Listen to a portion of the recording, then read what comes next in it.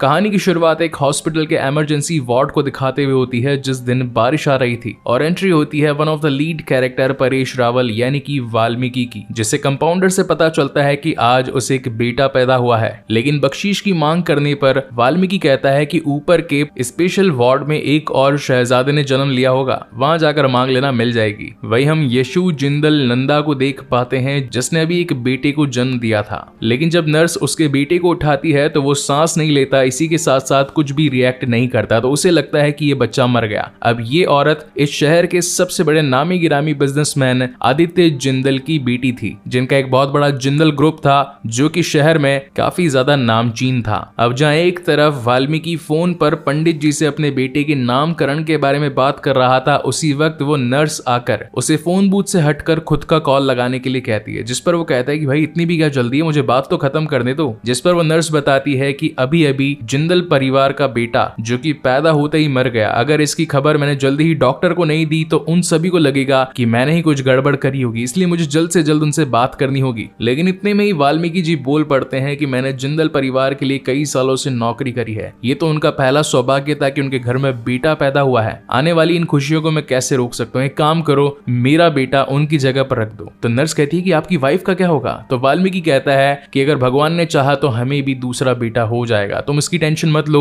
बस मेरे बेटे के साथ उनके बेटे की अदला बदली कर दो। जिसके बाद ये दोनों ही पहुंच जाते हैं स्पेशल वार्ड में और जब उस बच्चे की अदला बदली करके लौट रहे होते हैं तभी यशु नंदा का बेटा रोने लगता है, जिस पर नर्स कहती है कि अरे वाह ये तो जिंदा है, क्यों ना इसे वापस से अदला बदली कर दें। लेकिन इस वक्त वाल्मीकि का कहना था कि इसकी किस्मत खराब है, इसके बाप ने और मैंने दोनों ने जिंदल ग्रुप को साथ में ज्वाइन किया था, मगर उसने आदित्य जिंदल की बेटी को पटा लिया और आज मर्सिडीज में इसी हवा खा रहा है और मैं खटारा स्कूटर पर घूम रहा हूँ। क्यों? क्योंकि सिर्फ मेरी किस्मत खराब थी। ये बच्चा चाहता तो जब इसे कमरे से निकाला जा रहा था तब भी रो सकता था, मगर नहीं रोया और बाहर आने पर फूट फूट के रो रहा है। क्यों? क्योंकि इसकी भी किस्मत खराब है। अब जिंदल परिवार का बेटा जिसे मैं पालूंगा और मेरा बेटा एसी की हवा खाएगा। जिसके बाद इन दोनों बच्चों का नामकरण होता है। जिंदल परिवार वाले बच्चे का नाम रखा जाता है राजनंदा, वही वाल्मीकि के बेटे का नाम रखा जाता है Bantu, a very popular and mango name, मतलब आम नाम यार। राज जो कि वाल्मीकि का बेटा था, अच्छे घर में रहने के बावजूद भी डफर था, जबकि बंटू गरीब परिवार में होने के बावजूद भी दिमाग से तेज था। अब बीच के कुछ साल यूं ही उड़ा देते हैं और सीधा 25 साल का गैप डाल के इन दोनों को बड़ा दिखा देते हैं। वाल्मीकि को हमेशा से ये डर था कि कहीं बंटू को उसके एक शहजादे होने की बारे में सच्चाइयां पता ना चल जाए और वो उस स्वर्ग में जाकर मेरे बेटे को निकाल दे। लेकिन ये उसका एक बुरा सपना था। नींद से जागने के बाद में वो हमेशा अपने बेटे को खरी खोटी ही सुनाया करता था। वहीं सीन शिफ्ट होता है जिंदल मैंशन में, जहां इस वक्त राजनंदा यूएस से अपने 7 सालों की पढ़ाई करके वापस लौट रहा था, मगर उसके स्वागत के लिए फूल नहीं थे। इसीलिए वाल्मीकि अपने अनवांटेड बेटे बंटू को कहता है कि घर से निकलने के बाद में यहाँ पर आ जाना और एक चमेली के फूलों का हार भी लेकर के आना। बंटू इस महान घर को देखकर एकदम चौंक जाता है कि क्या बात है भाई, लाइफ हो तो ऐसी, शानदार घर में पैदा होना, वो भी मुंह में चांदी का चम्मच लेकर, अमीरों की ठाट ही अलग है। और यहाँ बंटू की एक सिस्टर भी होती है जो कि इस वक्त कॉलेज जाने वाली होती है, मगर कुछ गुंडे उसकी चुन्नी ले जाते हैं। अब अपनी बहन की चुन्नी को लाने के लिए वो गुंडों से भिड़ जाता है। काफी क्रिंज फाइट होती है, no CGI, no best VFX, पता नहीं कहां से उड़ के मार रहे हैं। सच बता रहा हूँ, जब एक्शन फाइट सीक्वेंस में खर्चा करना ही नहीं था तो इतने गुंडों को उड़ाने फिराने का क्या ही मतलब था। इससे बढ़िया तो फर्जी है यार, उसके अंदर छोटी मोटी फाइट हुई थी लेकिन इतनी जेन्युइन लग रही थी, मतलब विदाउट सीजीआई और वीएफएक्स का यूज किए भी अच्छे शॉट्स मिल सकते हैं। इस सीन को देख करके तो यही कंक्लूजन निकलता है। खैर, गुंडों को पीट पाट के क्रिंज कॉमेडी करके यहाँ पर भाई साहब अपनी बहन की चुन्नी ले आते हैं और जॉब के लिए लीगल ईगल नाम की कंपनी में वैकेंसी को फिल करने के लिए पहुंच जाते हैं, जहां पर उसकी मुलाकात कहानी की लीड एक्ट्रेस कृति सैनन से होती है, यानी कि समारा, जो कि अनफॉर्चुनेटली उसी की बॉस निकल जाती है जिसके पास वो इंटरव्यू देने के लिए आया था। समारा कहती है कि हमारे सामने एक कपल है जिनके इंटरनल क्लैशेस चल रहे हैं, अगर तुमने वो क्लैशेस सॉर्ट कर दिए तो ये जॉब तुम्हारी। अब कार्तिक आर्यन अपनी फनी कॉमेडी करता है, पर उन दोनों का डाइवोर्स करवाने की जगह दोनों को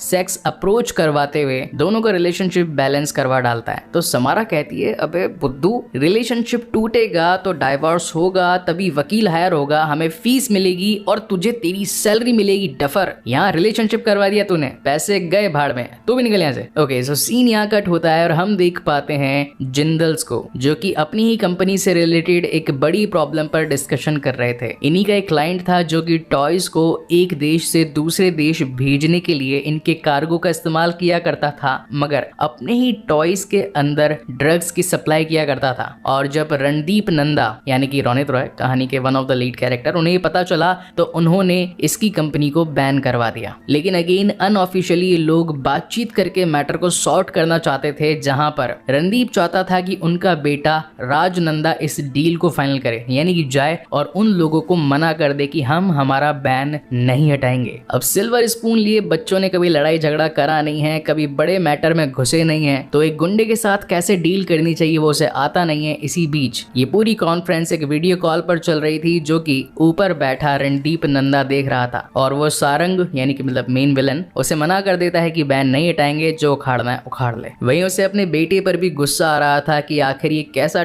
डफर बेटा पैदा किया है मैंने, इसको ना तो किसी से बात करना आता है, ना ही डील फाइनल करना आता है, ना ही जोश है, ना ही धंधा करने का दम है, कैसे आगे बढ़ेगा ये, बिजनेस को डुबो के रख देगा। इसी बीच उसी प्लेस पर पहुंच जाती है समारा एक नए क्लाइंट के साथ डील करने के लिए, जहां पर वो क्लाइंट बताता है कि मेरे भाई ने एक लड़की को छेड़ दिया है, तुम्हें उसका केस लड़ना है और उसे बाइज्जत बरी करवा देना है। समारा का कहना था कि वो ऐसे इलीगल काम नहीं करते, उसे इस केस को लेने के लिए फोर्स ना किया जाए। तो क्लाइंट गुस्से में आकर गालियां देने लगता है, जिस पर बंटू आकर अपनी लॉ एजुकेशन झाड़ने लगता है, सारी धाराएं बता देता है कि तूने एक टेबल फेंकी यानी गुड्स डिस्ट्रॉय का एक्शन लगेगा, तूने मारने की कोशिश करी तो 307 का हाफ मर्डर लगेगा, और बहुत सारे एक्ट। ये सब कुछ दूर बैठा रणदीप नंदा देख रहा था। उसके माइंड में आया कि यार क्या बंदा है, मतलब मेरा बेटा हो तो ऐसा हो, और अब तो जान बचाइए तो प्यार तो होगा ही। एक वीडियो सॉन्ग आता है कलरफुल सा, खैर उसको क्या एक्सप्लेन करूं। Coming back to the direct story, Valmiki पहुंचता है हॉस्पिटल, जहां वो उस नर्स से मिलता है जिसने बच्चों की अदला बदली करी थी। इन दोनों की उस वक्त झड़प हुई थी, जिस वजह से ये बिल्डिंग से नीचे गिर गई थी और वाल्मीकि का घुटना भी चटक गया था। खैर अब इस नर्स ने शहर के एक बड़े बिजनेसमैन यानी कि जिंदल ग्रुप के नाती की डिलीवरी करी थी, और अगर वो बिल्डिंग से गिर गई है तो उसके मलहम पट्टी का पूरा खर्चा जिंदल परिवार उठाकर उसे यहाँ हॉस्पिटल में एक बेड दे देता है, और पिछले 25 सालों से मस्त एकदम उसका इलाज चल रहा है। खैर वो इस वक्त देखा जाए तो एक कॉमा स्टेज में थी, यानी कि ना ही सुन सकती थी, बोल सकती थी और देख सकती थी। वाल्मीकि जाते जाते उसके लिए 2 एप्पल लेकर आया था और कहता है कि मैं हर साल 12 बार 2-2 एप्पल्स लेके आता हूँ, 24 साल हो गए, मतलब करीब 600 एप्पल्स हो गए, लेकिन तुम तो खाती नहीं, हर बार एप्पल्स सड़ जाते हैं, तो एक काम करो मर जाओ यार, ताकि मैं एप्पल लाना छोड़ दूं, खर्चा बच जाए। मगर इसी बीच वो नर्स उड़ जाती है और उसका हाथ पकड़ लेती है। वाल्मीकि एकदम डर जाता है, उसकी फट जाती है कि अगर ये बोलने लग गई तो इसका भांडा फूट जाएगा कि आज के 25 साल पहले उसने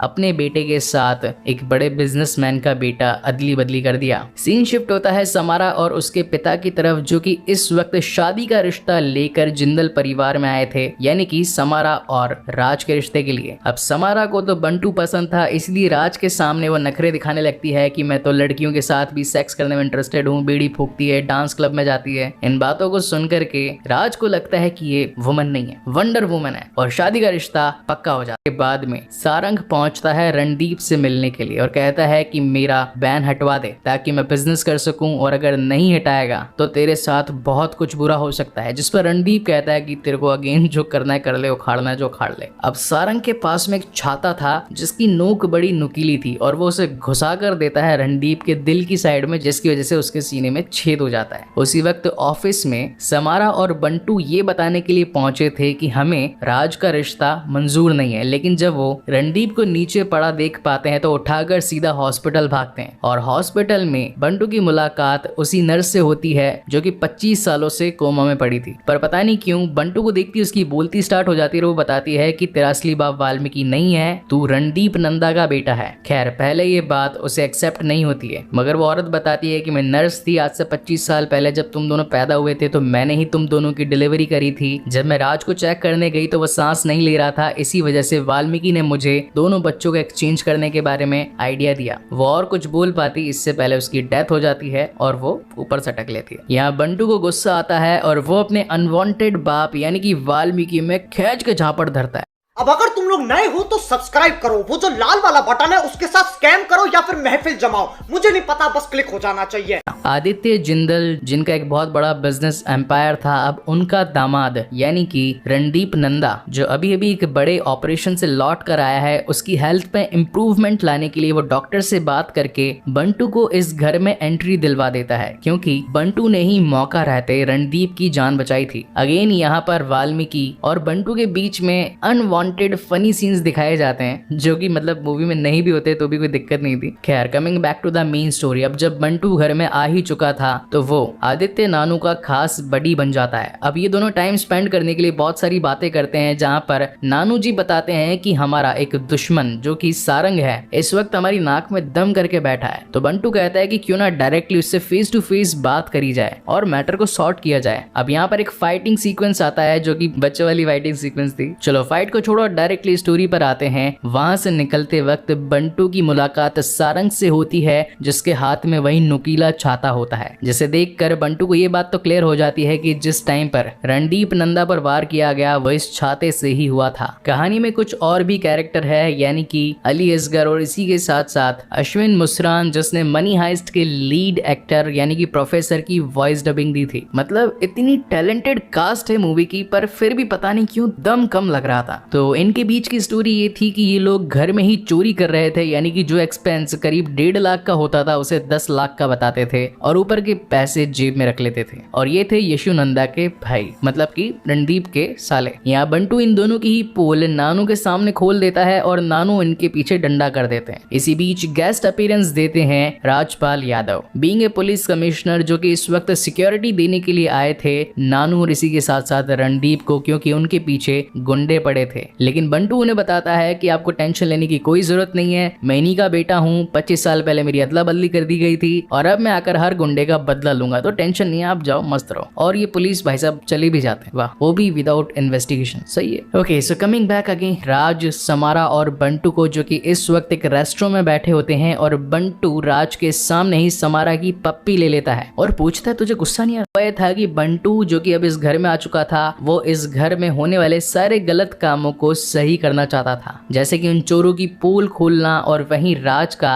एक रिच किड वाला पार्ट हटाकर मैस्कुलिन वाला पार्ट डालने का। ये सारी चीजें नानू भी देख रहे थे और धीरे धीरे नानू अब उससे और भी ज्यादा इंप्रेस होते जा रहे थे। लेकिन घर की सबसे बड़ी प्रॉब्लम ये नहीं थी, घर की सबसे बड़ी प्रॉब्लम थी यशु और रणदीप, जिनके इंटरनल क्लैशेस चल रहे थे और वो आपस में कभी बातचीत नहीं करते थे। जहां पर बंटू उनकी आंख को सुलगा देता है और ये बता देता है सभी घर वालों के सामने कि आज से 7 साल पहले रणदीप का किसी और लेडीज के साथ चक्कर चल रहा था। अभी पूरी मूवी कॉमेडी से इमोशनल मूवी बन जाती है, जहां पर रात को इन दोनों के बीच में काफी रोना धोना होता है। ये दोनों आपस में ही माफी मांगते हैं कि उसने कभी उसकी इज्जत नहीं करी, फलाने कभी उसकी परवाह नहीं करी, और कंक्लूजन ये निकलता है कि ये सभी एक हो जाते हैं। बाद में सारंग आकर ईशु को उठा ले जाता है और ये वॉइस ओवर छोड़कर जाता है कि हमें 500 करोड़ चाहिए, अगर नहीं मिले तो बोला था, कहने का मतलब जान ले लूंगा, अगर जान बचानी है तो अपने बेटे को 500 करोड़ के साथ में फला वाला जगह पर भेज दो। अब यहाँ पर बंटू जी दिलेरी दिखाते हुए पहुंच जाते हैं गुंडों के बीच में। अगेन एक और फाइट सीक्वेंस आता है, तगड़ा नहीं था मगर लो बजट फाइट सीक्वेंस तो था। खूब मारा मारी होती है, गुंडे पीट पाट जाते हैं, जिसके बाद में ये मम्मी जी को बचा करके वेस्पा स्कूटर पर घर ले आते हैं। और अब तो नानू भी बंटू की सच्चाई पूरे घर वालों के सामने बता देते हैं कि मैं उस वक्त हॉस्पिटल में ही था जब वो नर्स बंटू से बातचीत कर रही थी कि तुम्हारा असली बाप वाल्मीकि नहीं बल्कि रणदीप नंदा है। मैं तो तब से जानता था कि ये हमारे घर का ही वारिस है, मगर मैं ये देखना चाहता था कि ये बंदा सच कब बोलता है, मगर इसने तो सच बोला ही नहीं। जहाँ पर बंटू बताता है कि मुझे पैसा, प्रॉपर्टी या फिर शेयर्स में कोई इंटरेस्ट नहीं, मैं तो बस अपने परिवार को एक देखना चाहता हूँ। एक डायलॉग था जो थोड़ा पसंद आया मुझे, वह डायलॉग ये था कि हर बार सिर्फ माँ बाप ही अपने बच्चे के फ्यूचर या फिर उनके हंसी खुशी के बारे में नहीं सोचते, कभी कभी बच्चे भी अपने परिवार को एक होता देखना चाहते हैं, जहाँ पर कोई लड़ाई झगड़ा नहीं हो, बस